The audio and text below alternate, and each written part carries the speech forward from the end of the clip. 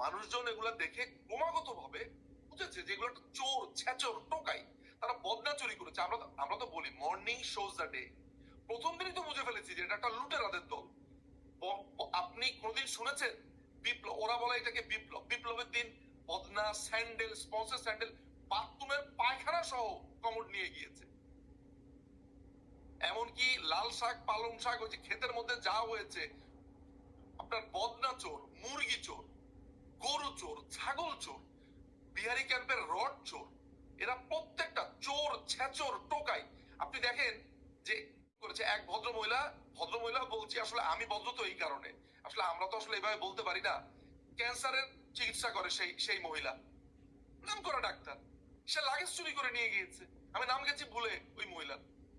প্রধানমন্ত্রীর শাড়ি চুরি করেছে, প্রধানমন্ত্রীর আপনার ওইখানে যে মেকআপ বক্স থেকে শুরু করে চায়নামাজ চুরি করেছে, ঘড়ি চুরি করেছে, কলম চুরি করেছে, বই চুরি করেছে।